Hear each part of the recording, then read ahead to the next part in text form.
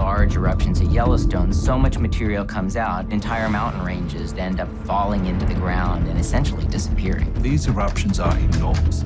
The amount of material erupted from them, huge. This restless Yellowstone caldera is truly living, breathing, and every once in a while they burp. Mountain, a volcano previously thought to be extinct, erupted this morning, devastating the Idaho towns of Ketchum, Sun Valley.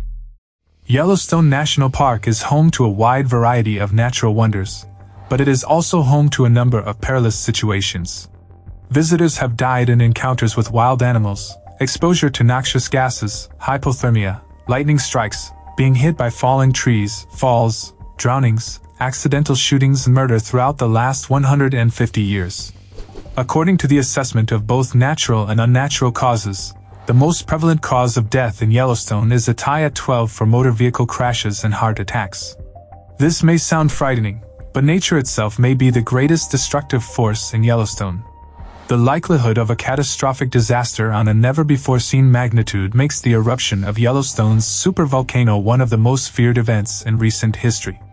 Despite the fact that many people are unaware of the dangers it poses, it appears to be one of the most realistic threats to the majority of life on Earth, potentially leading to the extinction of the human species.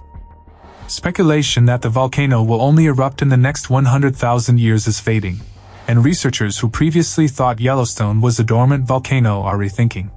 When a park ranger indicated that something was going on inside the park, the authorities were forced to seal it down.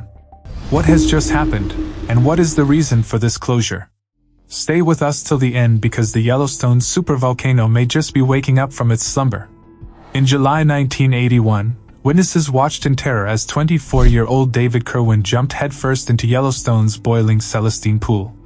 Kerwin had been on the hunt for his friend's Great Dane Mussy, who had escaped from the back of the pickup truck and leaped into the boiling hot spring, which was estimated to be 200 degrees Fahrenheit. Kerwin quickly realized he had made a mistake.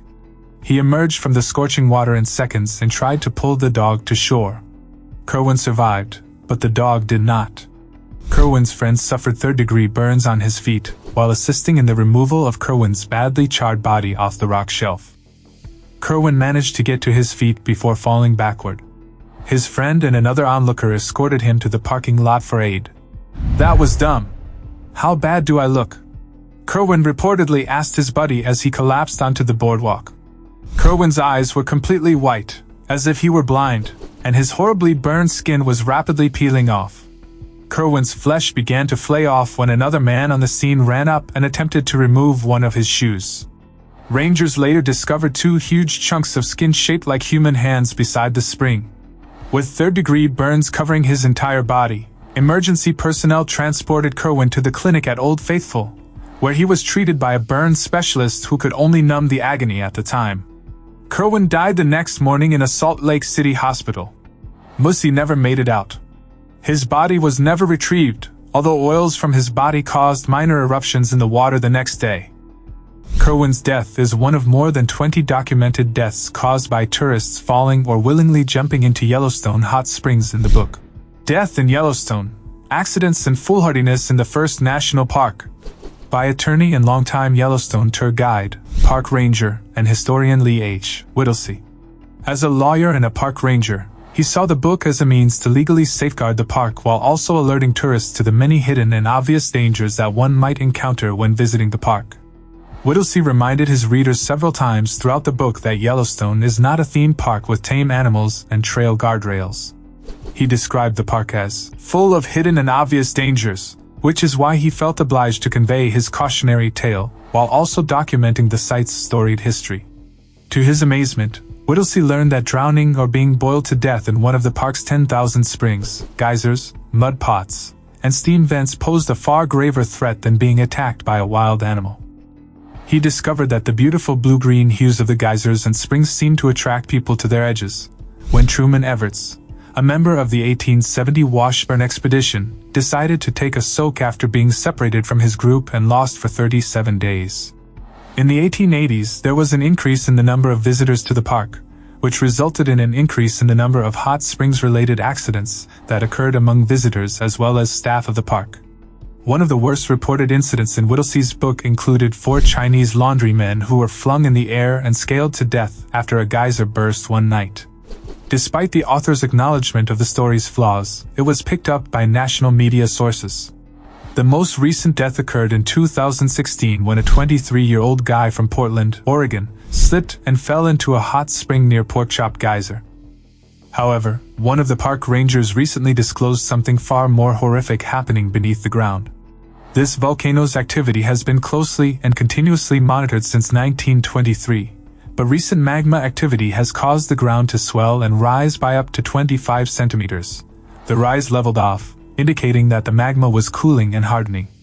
This was an early indication to scientists who have been monitoring the sleeping monster's behavior that it may be ready to awaken. To predict what to expect from a prospective Yellowstone eruption, scientists have turned to the last 3 known eruptions. The size of all 3 eruptions was tremendous. The evidence of the most recent one, which occurred over 600,000 years ago, can still be seen across Yellowstone National Park's immense span of land. The largest eruption in Yellowstone's history occurred 2.1 million years ago and ejected over 580 cubic miles of volcanic ash, magma, gases, and other substances. This eruption is now officially regarded as the largest in Yellowstone National Park's and North America's history. Massa Falls was the second known Yellowstone eruption, occurring 1.3 million years ago and forming Henry's Fort Caldera west of Yellowstone.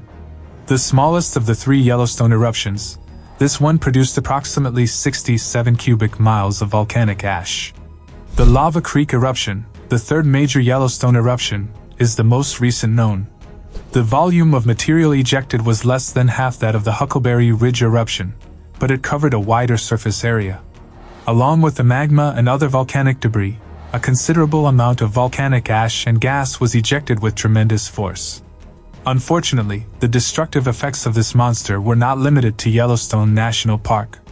Furthermore, the majority of the continental United States was buried by magma and volcanic debris. In fact, part of the eruption's debris has been located as far away as Louisiana, which is hundreds of miles away from Wyoming.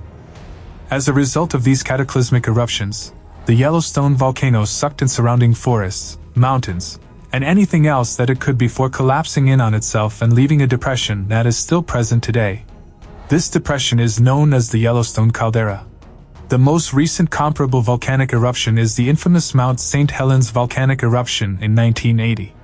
This eruption killed 56 people and many animals while destroying hundreds of square kilometers of land in Washington and Oregon. While the St. Helens eruption is a good comparison, it pales in comparison to the last Yellowstone supervolcano eruption, which is thought to have been 1,000 times more powerful than the St. Helens eruption. The last Yellowstone eruption must have totally buried a large area of the continent due to all of the hot ash, molten rock, and poisonous gases that were blasted up thousands of meters into the stratosphere. The magma and gases surged across the terrain at breakneck speed, destroying everything in their path. Everything had burned, and the landscape was covered in ash. Some of the most significant evidence of the previous eruption can be seen in the Yellowstone Caldera.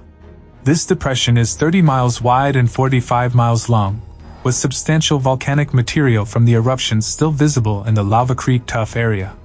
While everyone wishes for the best, the geological evidence cannot be ignored.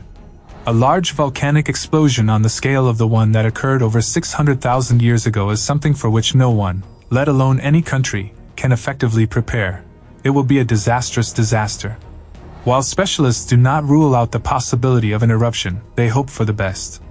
Meanwhile, officials at Yellowstone have identified a big block of magma that has begun pulsing, and experts are unsure whether minor volcanic occurrences such as hydrothermal bursts or lava flows are fair to predict. The underlying activity has reached a level that has sparked speculation about when and how powerful the volcano will erupt. The frequency of earthquakes in the Yellowstone region has increased in recent years. Yellowstone experiences between 1,000 and 3,000 earthquakes each year. Scientists can use some of the most advanced seismic detection and monitoring technology to assess the level of activity in the magma pool below. A reservoir can be discovered barely beneath the surface and rather close to the earth in Yellowstone National Park, which is home to a subsurface magma lake. The magma chamber is the name given to this reservoir. The vibrations, whether felt or not, tells scientists how quickly the magma chamber is filling up. The increasing severity and frequency of earthquakes around the park may indicate that a new batch of magma is being injected into the magma chamber. It's tough to say what these quakes mean for Yellowstone National Park. Nobody knows what Yellowstone will do next. There isn't much else to say save the conclusions that can be derived from investigating the Yellowstone volcano's distant destructive past. Because of how long ago the eruptions occurred, evidence from previous Yellowstone supervolcano volcanic eruptions cannot be relied on to accurately predict what the volcano will do next. According to a Yellowstone National Park system alert, the massive dome-shaped uplift is constantly rising in size. This is irrefutable proof of rising volcanic activity beneath the ground of Yellowstone National Park. Yellowstone officials have been forced to close the park as the volcanic uplift continues, making it inaccessible to visitors and even many researchers. This mini-lockdown was implemented to protect people in the case of a volcanic eruption, which appears to be closer now than it has been in the last 600,000 years. Let us know what you think in the comments section below. As always, thanks for watching our video. See you in the next one.